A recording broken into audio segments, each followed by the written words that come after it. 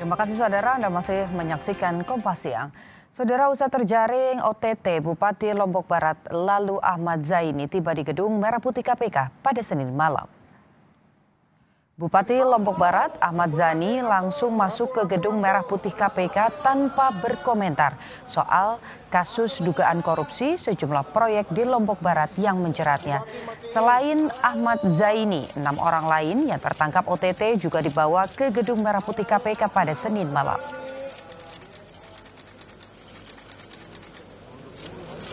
Halo Ahmad Zaini.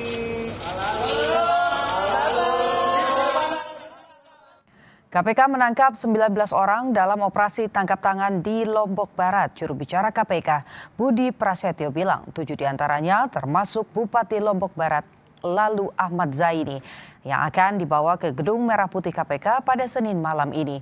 Uang senilai ratusan juta rupiah dan sejumlah dokumen juga disita KPK.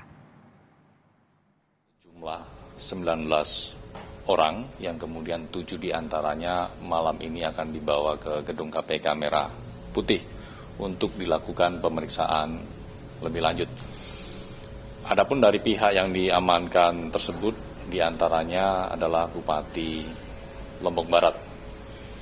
Selain mengamankan para pihak, tim juga mengamankan barang bukti diantaranya dalam bentuk uang tunai dalam pecahan rupiah dan juga beberapa dokumen yang diduga terkait dalam perkara ini.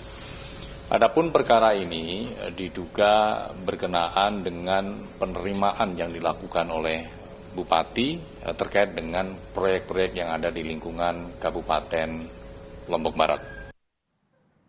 Menteri Dalam Negeri Tito Karnavian prihatin atas operasi tangkap tangan yang menjerat Bupati Lombok Barat Lalu Ahmad Zaini. Padahal berbagai pembinaan dan pencegahan telah dilakukan, sehingga ia meminta seluruh kepala daerah untuk mawas diri dengan tidak melakukan tindak pidana korupsi.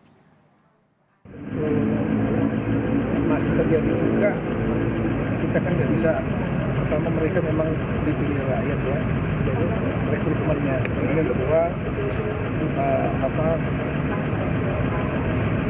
kembali ke integritas masing-masing orang. Gitu. Jadi ya saya berharap dengan adanya titik kepala daerah seperti itu termasuk Lombok ini, kepala daerah lainnya agar semua membawa sendiri, melakukan introspeksi. Jangan sampai melakukan pelanggaran orang tidak kena korupsi. Aktivitas di kantor Bupati Lombok Barat tetap berjalan normal seperti biasa pasca Bupati Lalu Ahmad Zaini ditangkap KPK. Bupati terjaring operasi tangkap tangan setelah selesai nobar Piala Dunia di alun-alun Giri Menang. OTT KPK terhadap Bupati Lalu Ahmad Zaini dan 6 orang lainnya, pejabat dan pihak swasta terkait sejumlah proyek di Lombok Barat, Nusa Tenggara Barat berujung penyegelan ruangan Bupati oleh KPK. Meski ruangan Bupati disegel, aktivitas ASN di lingkungan kantor Bupati berjalan normal. Meskipun sejumlah ASN mengaku tak tahu menahu soal penangkapan Bupati Lalu Ahmad Zaini. Secara administrasi kan kepala daerah kan ada bupati, ada wakil bupati. Soalan pada administrasi kan ada wakil bupati. Bu, waktu istilahnya yang jelas ini kan terkait dengan pelayanan harus tetap ada pelayanan. Informasi selengkapnya terkait operasi tangkap tangan KPK terhadap Bupati Lombok Barat akan disampaikan jurnalis Kompas TV, ada Ariel Nata dan juru kamera Julian Fernando. Ariel, apakah sudah ada informasi kasus yang menjerat Bupati Lombok Barat dari KPK?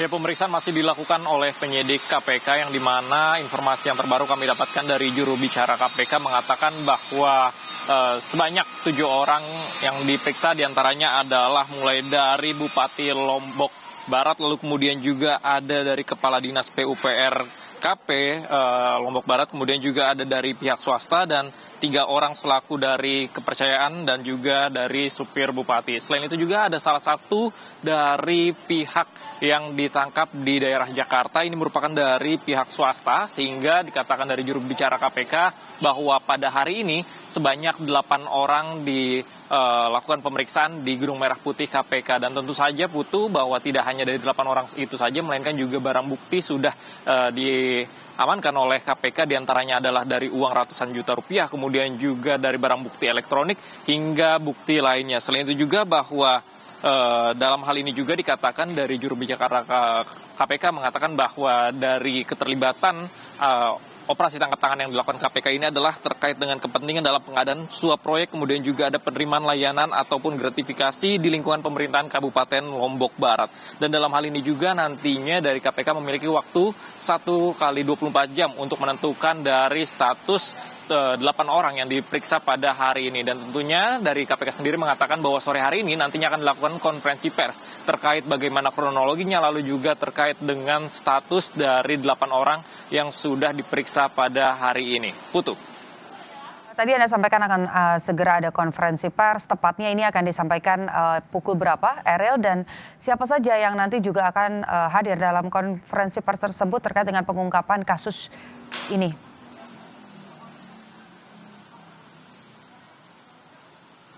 Ya Putu, untuk konferensi pers ini diperkirakan pada sore hari ini akan dilakukan oleh KPK, dan tentu saja dari penyidik KPK juga akan melakukan konferensi pers dan juga dari juru bicara KPK, yang dimana nantinya ini akan menginformasikan terkait dari kronologi, kemudian juga dari status 8 orang yang diperiksa pada hari ini. Karena memang jika kita melihat bahwa sebelumnya dari KPK pun sudah melakukan pemeriksaan dari 19 yang terjaring OTT berada di Lombok Barat, kemudian juga dari 19 orang tersebut 7 diantaranya sudah dibawa ke Gedung Merah Putih untuk dilakukan pemeriksaan lebih mendalam oleh penyidik KPK, kemudian salah satu adalah satu juga diamankan di daerah Jakarta, sehingga pada hari ini sudah 8 orang yang ditangkap oleh KPK dalam operasi tangkap tangan, yang dimana nantinya ini akan diinformasikan oleh KPK bagaimana untuk dari status dari 8 orang tersebut dari hasil pemeriksaan. Apakah nantinya kronologi tersebut seperti apa? Kita tunggu Putu pada sore hari dalam konferensi pers yang akan dilakukan oleh KPK.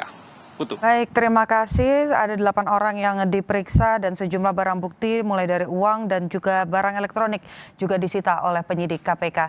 Kita nantikan bagaimana konferensi persnya. Terima kasih jurnalis Kompas TV ada Eril Nata dan juga juru kamera Julian Fernando dari Gedung Merah Putih KPK Jakarta. Selamat bertugas kembali, Eril.